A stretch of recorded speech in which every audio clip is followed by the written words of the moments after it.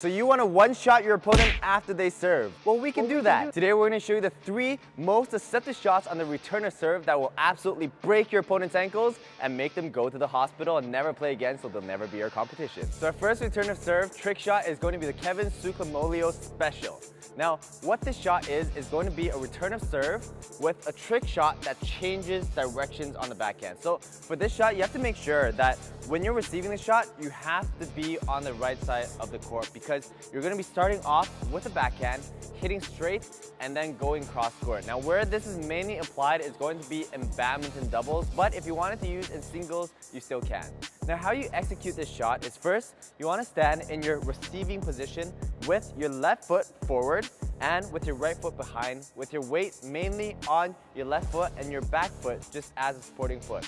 So you're going to be leaning slightly forward with your racket up. Now, in order for this shot to work, they have to serve to your #1 position on the court. That's going to be near the tee of the area. Why? Because you have to start the shot on your backhand. If they happen to serve to your forehand, then you can't do the trick shot very easily. Once a burst comes to your backhand, what you want to do is pull your pre-swing so that it looks like it's going to hit straight. And then at the very last moment, lean forward into your shot, and as your opponent moves to that side, you change your direction and hit cross court while your momentum still comes to this side, completely faking them off.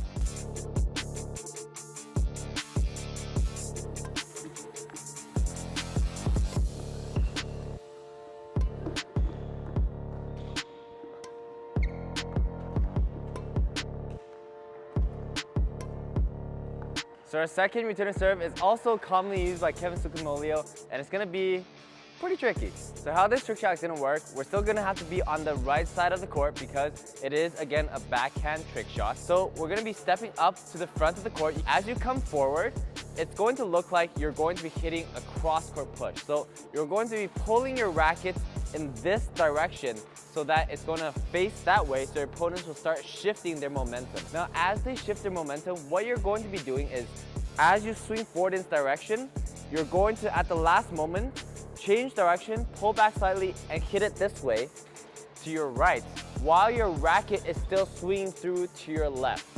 Now, how do you execute this? This is slightly more complicated. So, as you're swinging forward here, what you're doing is not slicing the bird to go in that direction.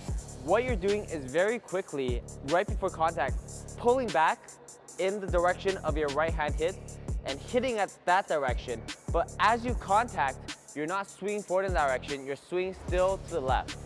Okay, so forward, change direction, hit, but still continue swinging to your left direction.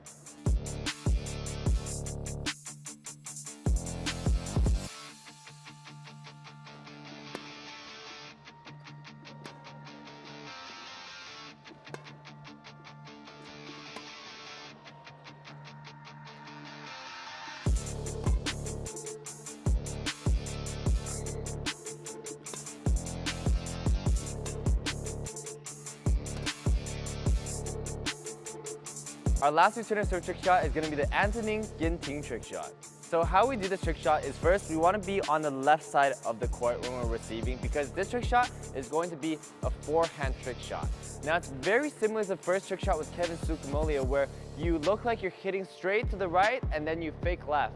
But instead on this, you're going to be looking like you're hitting straight with your forehand and then you're faking this way. For this side, in order to drop your racket and hit it this way, you need to have a really loose grip and still have enough tension and the right direction on your racket to hit it forward. So in terms of control, it's much more delicate. Now this shot can be used in singles and doubles, but I would say this is actually more effective in singles. So in a singles return of serve, we're going to be getting ready, and as we come forward, the shot is going to be coming to our forehand, which we're going to pull back and swing like we're going to be hitting a straight shot, so in this direction. Now at the very last moment, we're going to be stepping forward with our right foot and then just dropping our racket back. Now what's important is when you drop your racket back, you have enough room to still be swinging in the right direction in the net. Again, it's not a slice like this, it's a pull back and then a hit. So you come forward, pull back, and then hit to that crossword direction and finish.